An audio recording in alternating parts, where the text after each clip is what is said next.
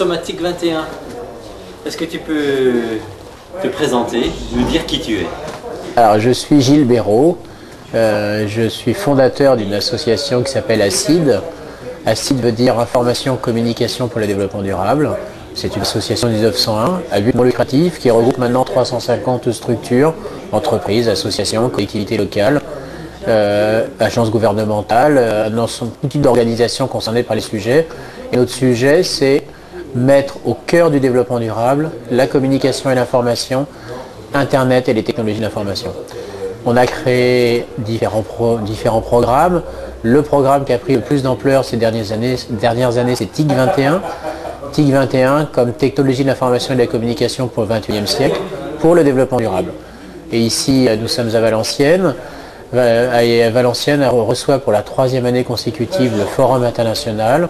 Mais TIC 21, c'est aussi plusieurs temps dans l'année.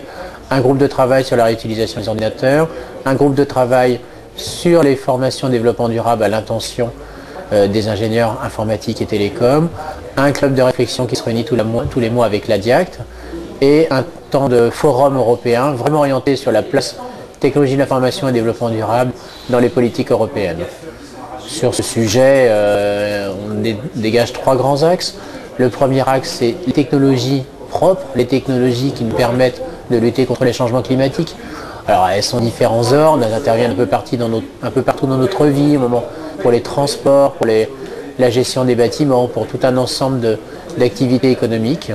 Si on prend des exemples, ça peut être des technologies qui nous permettent d'améliorer l'efficacité énergétique des bâtiments, par exemple.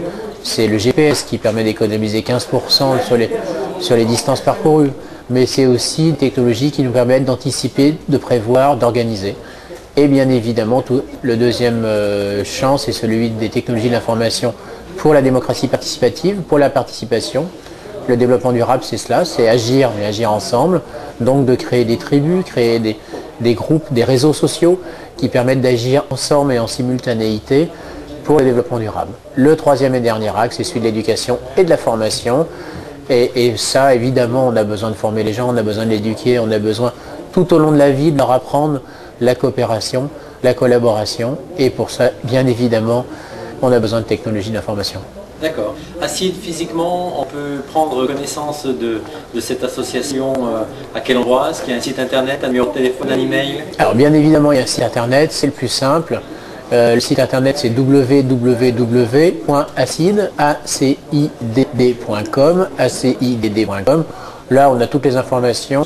Une partie de l'équipe travaille dans le sud de la France, une partie de l'équipe à Paris. Et on a aussi tout un ensemble, tout un réseau avec des gens qui travaillent avec l'association, bénévolement ou professionnellement un peu partout. Mais vraiment, le site internet est le centre de ressources et de contact pour tous nos projets. D'accord. ACID vit de quoi? Alors ACID vit de l'adhésion de ses membres, de la participation quand on organise des manifestations. On estime que les gens doivent payer les frais inhérents à leur coût de vie.